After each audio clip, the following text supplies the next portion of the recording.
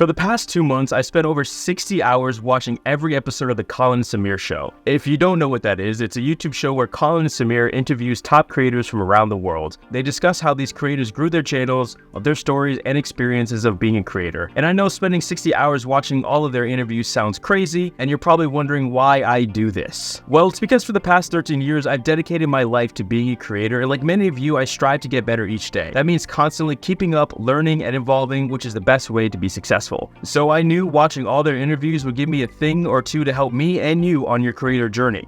Honestly, going into it, I thought I was going to find some generic content like be consistent, just keep making videos, and make good thumbnails. But what I discovered was absolute gold and basically a blueprint for being a content creator. The first thing I learned from these interviews is that to be a successful creator, you need to have the right mindset. Mark Rober talked about the Super Mario effect. Many creators give up after their videos don't get the views they want, but you've got to look at content creation like you're playing Super Mario. When you're playing Super Mario, do you just give up when you die? No, you start over and continue with that information that you learned. And that should be the same thing for making content. Sure, it may not work out the first time, but if you keep putting in effort and focusing on getting better with each video, you'll enjoy playing the game much more. Which is a huge part of creating content. Enjoy playing the game. Mr. Beast recommends creating a mixture of what you find interesting and what you enjoy. For example, Jimmy loves reactions, so he created a channel and a format series around doing what he loves, like giving away money for big reactions and then taking that to the extreme. For example, instead of giving away a few dollars to a homeless person, he gave away $10,000. If you don't create content you enjoy and simply are focused on getting views and money, you're gonna burn out. According to Mark Rober, if you don't get the dopamine reward for the work you put in, you're gonna burn out. It's important to not set your success metrics to be views and subscribers.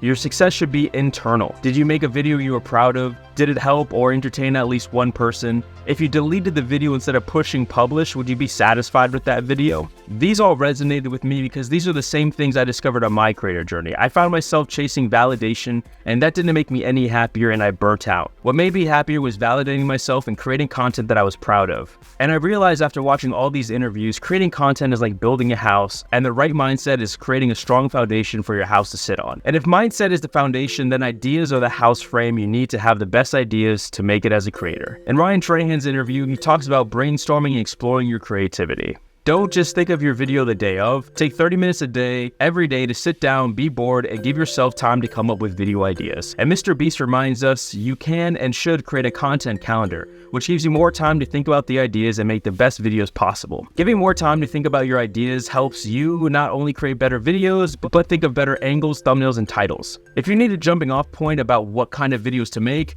Ben of the Week gives the advice that you should create content about the thoughts you have, the things you're struggling with, things anyone could do but they wouldn't do it, things no one can do so they can live through you. And the topic of the video could be broadly appealing to the world or appeal to a specific audience like people who like to play VR chat. I can't stress enough how these interviews taught me that the ideas are the most important part of creating content. I mean, the Try Guys warn us, if you don't have a good idea and title and thumbnail for your video, then you shouldn't even post it. So you should start hyper-focusing on coming up with golden content ideas, or bangers as Mr. Beast puts it. Now that you have a good frame for the house, it's time to start putting in the wiring and the plumbing and the siding and paint the house. I'm talking about the content itself, which I learned is highly experimental but calculated. Tommy Innit lets us know that we should throw things out there and see what sticks, and then expand on what sticks. And what sticks is basically turning it into a format or a style of videos that you can repeat. But as Mr. Who's the Boss figured out, the gut instinct is to recreate the viral video beat for beat. You shouldn't do this. Instead, you should take the essence of what that video is and then try to replicate that. When talking about making content, I think these next two quotes stood out the most to me. One was from the musician Jacob Collier. What can I contribute of value? In every video, you should be trying to provide value to your audience. Value can be an emotional experience, laughter, entertainment, education, affirmation, or relatability. Make sure you provide value in your videos. And the next quote was about stakes from the YouTube live streamer Ludwig. Stakes are what makes a video interesting and keeps people guessing. When someone can expect the outcome of something, it immediately becomes boring. So keep your viewers guessing where the video is going to go, what your opinion is, or what they're going to learn. Now, just because your house is built doesn't mean you're done. The most successful creators don't just worry about their video ideas and content, they're worrying about building a community. In this metaphor of building a house, they talk with their neighbors, hang out with their friends, and throw parties. Here's some advice on building a community around your channel. Because as Brittany Broski reminds us, if you authentically build a community, they will follow you anywhere into any platform.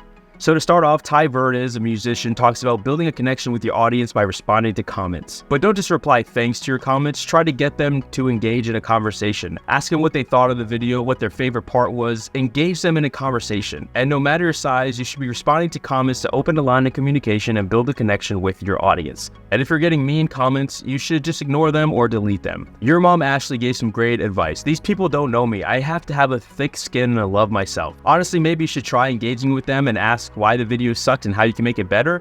Usually being kind throws them off. I've actually had haters turn into fans after responding nicely. And not only should you be responding to every comment, but you should be responding to comments on other videos in your niche. Graham Stephan started with 0 views and went to comment on other people's channels in his niche saying, I created a video similar to this. If you do it tastefully, not only will you get viewers to come to your channel, you may even make some creative friends to collaborate with. Which collaborations is a great way to grow your channel. You're putting yourself in front of another creator's audience and they might come check you out. If you want to collaborate with other creators, Eric says the best way to reach out for collaboration is to pitch with a thumbnail and title or an idea in general. No one's gonna want to respond to an email that says, hey, let's collaborate sometime. Come with something in your collaboration request. Now that you built your house and are creating a community, the most important thing you can do next is pay for that house. So let's talk about what the top creators have to say about monetization. Cody Ko reminds us about the importance of diversification.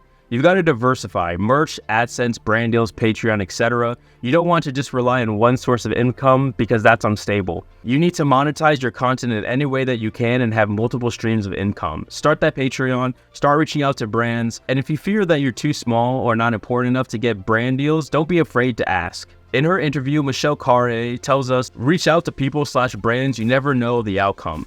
The worst thing they could say is no. While there's a lot of worse things people could say other than no, the point stands the same. And when it comes to negotiating a brand deal, your mom Ashley gave some great advice. Highball them, then negotiate down. I can't tell you how many times I worked with the brand, thrown out what I thought was a high number, and they immediately said yes, which means you could have asked for more. So don't be afraid to highball. And even if one brand doesn't respond, Mr. Beast's manager says to keep reaching out to brands. Some people might not get it, but eventually people will believe in you. But I think the most important thing about working with brands comes from Tim Ferriss. When choosing a brand partner to keep your credibility, ask yourself, would I be a power user of this product? Would I recommend it to my friends? Would I recommend it to my family? If the answer is no, don't take the brand deal. And I get it, sometimes you might need to take a brand deal because money is tight, I've been there, but if you can afford it, you should only work with brands you trust and would recommend to your friends because your community is built on trust. And you risk alienating your audience if you promote something and the product sucks. And that's what I learned. I did save you 60 hours, but you should go and watch all of the interviews, as I did have over 50 pages of notes, so there's so much to learn by watching the Colin and Samir show. See you next time.